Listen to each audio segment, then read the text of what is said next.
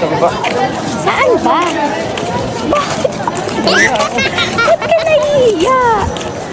Iya, ate. Doon sa room na.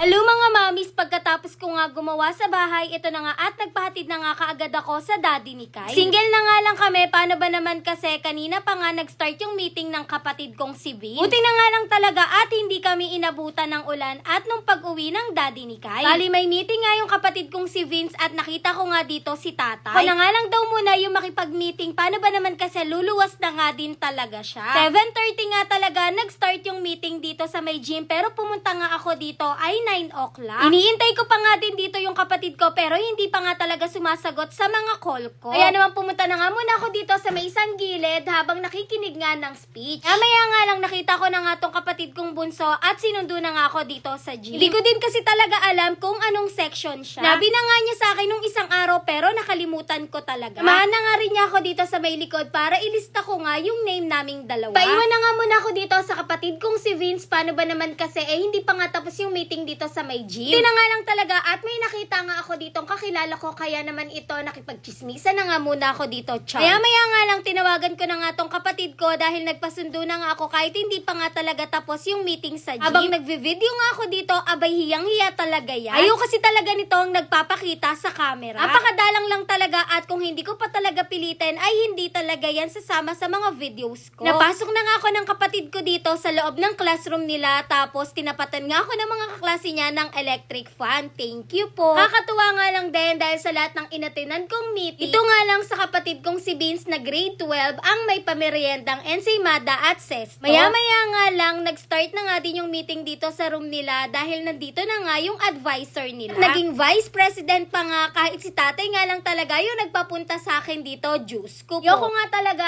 tapos kakatingin ko nga sa oras, eto nga at hindi ako nasama sa picture taking nila. Paano ba naman kasi anong oras na nga din at inaalala ko nga din talaga si Kyle at iniintay ako. Kaya naman pasensya na nga po, paano ba naman kasi hindi din talaga ako mapakali kanina. Doon nga ako sa meeting ng kapatid ko pero yung isip ko nga ay nakikay. Mili na nga lang din talaga ako ng food ni Kyle at pagkadating ko nga dito abay nagulat ako dahil tumatakbo nga si Kyle. Kakatakbo nga niya nung nakita ako ito nga at nadumihan nga talaga yung t-shirt niya. Napakahirap pa naman tanggalin ng putek sa white t-shirt. Late nga talaga ako pero buti na nga lang talaga at hindi pa sila nag-i-start. Kaya naman bumili na nga lang din ako ng food ni Kyle at favorite niya nga talaga to. Kaya naman lumabas na nga muna ako habang kumakain si Kyle. Habang iniintay ko naman yung daddy niya dito dahil nasa daddy nga ni Kyle yung pamalit nga ni Kyle ng t-shirt. Sumunod na nga lang dito yung daddy ni Kyle dahil yun talaga yung usapan namin. Tapos binila na nga din niya si Kyle ng mineral water. Pagkatapos nga ni Kyle kumain, may tira talaga si Kyle pero hindi ko tinapon dahil sayang. Kaya naman ako na nga lang talaga yung kakain ito sa bahay. Halos lahat din ng mga kaklase ni Kyle ay nandito na maya-maya nga lang talaga ay mag-i-start na sila. Pag toothbrush hilamos at nakapagpalit na nga rin si Kyle dito ng t-shirt niya. Puro polvo nga talaga yung jogging pants ni Kyle dito kaya naman pinunasan ko na nga muna ng wipes pati na rin yung rubber shoes niya. Mamadali na nga din talaga ako nito. Inolbuhan ko nga lang yung face ni Kyle. Paano ba naman kasi kakapolvo ko nga lang pero pawis na agad. Paalam na nga ako dito kay Kyle at kinis na nga din niya yung daddy niya. Yun lang. Thanks for watching. Bye-bye.